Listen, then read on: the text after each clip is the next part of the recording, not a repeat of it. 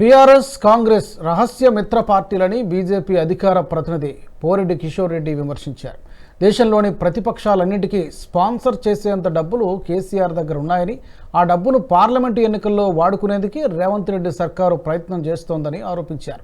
తెలంగాణలో రేవంత్ సర్కార్ అధికారంలోకి వచ్చి 75 రోజులైనా కాళేశ్వరం అవినీతిపై ఒక్క కేసు కూడా నమోదు చేయకపోవడమే ఇందుకు నిదర్శనమని స్పష్టం చేశారు.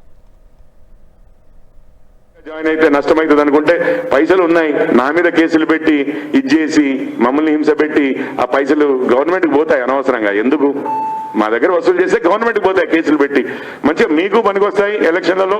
నేను మొత్తం దేశం మొత్తం ఆపోజిషన్ని స్పాన్సర్ చేయగలిగే అంత డబ్బు ఉంది మన దగ్గర. కాళేశ్వరం ఏటీఎం ఉంది కదా. మీరు కేసులు ఎందుకు పెడతారు? ఆ డబ్బులు ఎందుకు వృధా? ప్రభుత్వానికి పోతాయి, ప్రజలకు పోతాయి. హ్యాపీగా మీకు అవసరం ఉంది, నాకు కూడా కొంచెం ఇక్కడ కేసులు ఇదంతా రేవంత్ గారు అంతకుముందు మీ కాంగ్రెస్ వాళ్ళు చాలా మాట్లాడారు, కానీ కొంచెం విఘ్నతతోటి చేసుకుందాము అన్న టైప్లో. అందుకనే 75 రోజులు పట్టింది. ఒక్క కేసు లేదు, ఉండబోదు. పార్లమెంటరీ ఎలక్షన్స్ లోపు ఉండబోదు. దాని తర్వాత మొత్తం కేసులన్నీ నిర్వీర్యం చేసేసి ఏదో చిన్న చిన్న ఆఫీసర్ల మీద పెట్టడం జరుగుతుంది. ఇది మాత్రము తథ్యము, ఇదే జరుగుతోంది.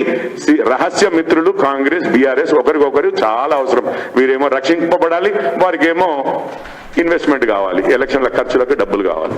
ఇది విషయం అండి. ఈ వీడియో మీకు నచ్చినట్టయితే లైక్ చేయండి, 10 మందికి షేర్ చేయండి. అలాగే కామెంట్ల రూపంలో మీ అభిప్రాయాలను మాతో పంచుకోండి. Nationalist hub group of channels ను సబ్స్క్రైబ్ చేసుకుని తెలుగునాట జాతీయవాద జర్నలిజాన్ని ప్రోత్సహించండి. ఈ వీడియో కింద ఉన్న బెల్ ఐకాన్ పై క్లిక్ చేయడం మర్చిపోవద్దు.